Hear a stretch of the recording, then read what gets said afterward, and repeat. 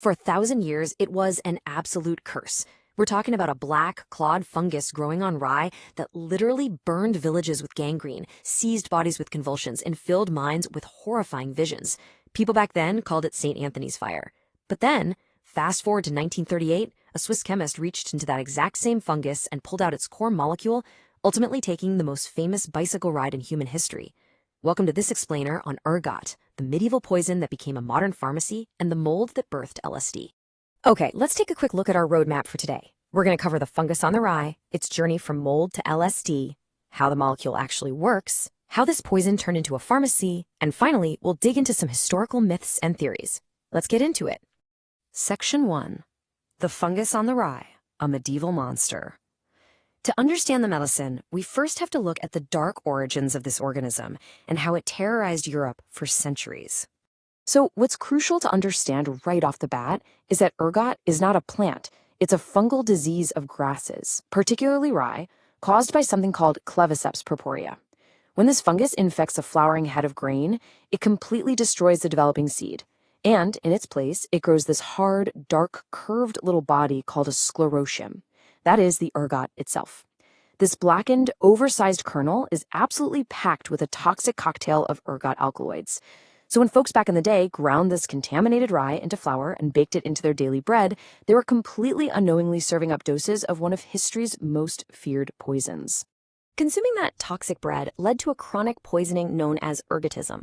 But for most of European history, it went by a much more terrifying name: St. Anthony's fire, named after the monks who desperately tried to care for its victims. Now, this poisoning takes two incredibly devastating forms. The first is gangrenous. Basically, these powerful vasoconstrictors clamp down on the blood vessels feeding the extremities until the tissue literally burns with pain, dies in a dry gangrene, and can even fall off. It's brutal. The second form is convulsive. This causes painful seizures, spasms, the feeling of crawling skin, and really profound mental effects like mania, psychosis, and hallucinations. Depending on the exact strain of the fungus in the bread, entire villages either burned or convulsed.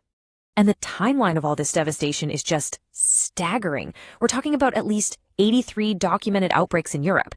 In 944 AD, a massive epidemic swept right through France, bringing widespread gangrene and hallucinations.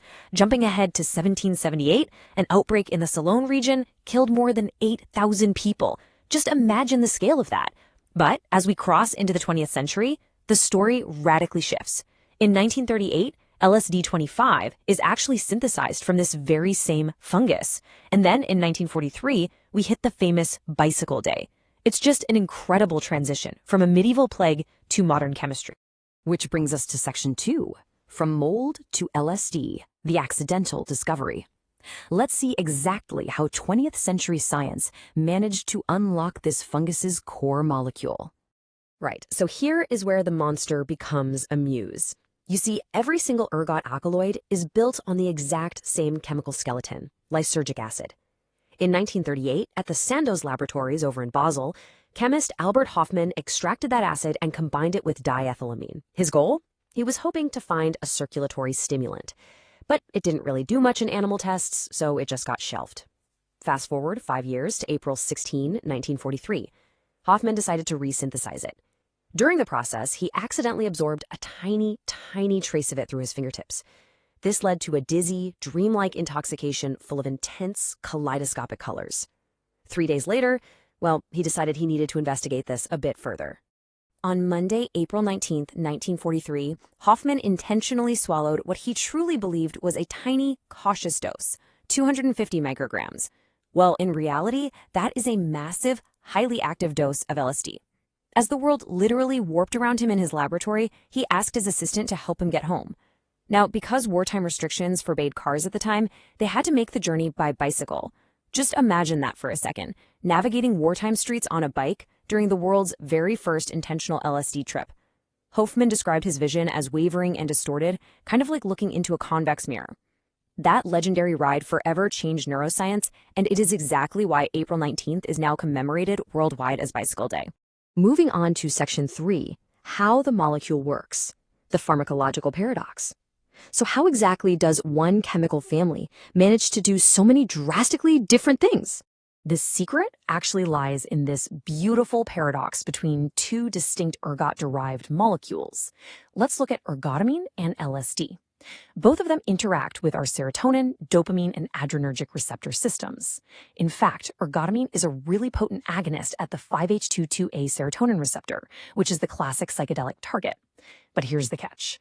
Ergotamine isn't hallucinogenic at all. Why? Because it barely crosses the blood-brain barrier. Only about 1% actually reaches the brain, so its powerful action almost entirely plays out in the body, constricting blood vessels. LSD, on the other hand, slips effortlessly right into the central nervous system, lighting up those exact same receptors in the cortex and producing that visionary state. So the destination in the body literally changes everything. And that leads into Section 4, Poison Turned into Pharmacy, Taming the Alkaloids. Let's look at how modern medicine pulled off the impossible task of turning this ruthless killer into life-saving treatments. By taming and purifying ergot's raw alkaloids, 20th century medicine managed to create an incredible shelf of highly specific prescription drugs. For example, ergotamine and dihydroergotamine target specific serotonin receptors to constrict those dilated cranial vessels, which effectively aborts acute migraines. Then you have ergometrin. This one targets the uterus, clamping it shut to control postpartum hemorrhage, meaning this is a derivative that literally saves lives globally every single day. And finally, you've got semi-synthetic derivatives like bromocriptine and cabergoline, which hit the dopamine system to treat Parkinson's disease and even certain tumors. It really is just a stunning display of targeted pharmacology, all derived from a single mold. But here's the crucial point. While these are incredible medicines, they carry a very real shadow. These are powerful, dangerous prescription drugs. Several of these ergot-derived drugs activate the 5-HT2B receptor, and chronic activation of this specific receptor can cause severe fibrosis, basically dangerous scarring of the heart valves and lungs.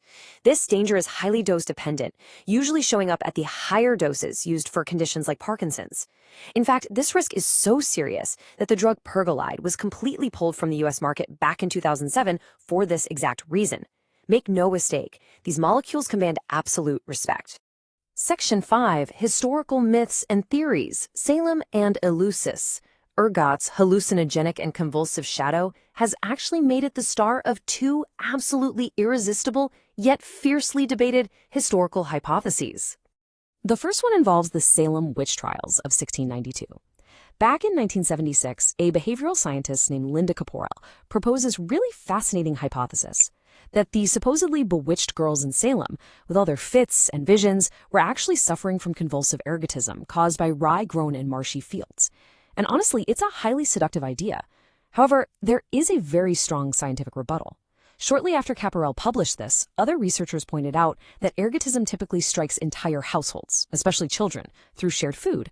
But in Salem, the symptoms didn't cluster this way at all, and many of the classic signs of ergot poisoning were just completely absent from the historical records. So today, most historians objectively reject the Salem ergot theory. The second hypothesis takes us all the way back to ancient Greece and the Eleusinian mysteries. For nearly 2 millennia, initiates there drank a sacred barley potion called kykeon and supposedly emerged spiritually transformed.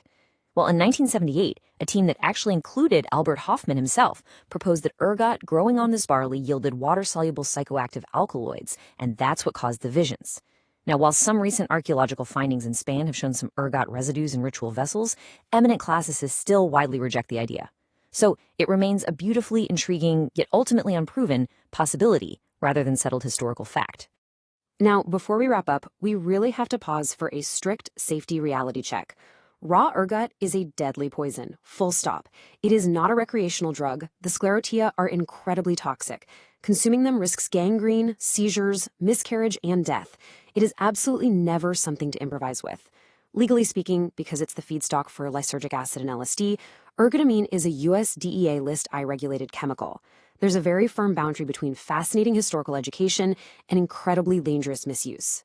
And this brings us to the core lesson of our explainer today.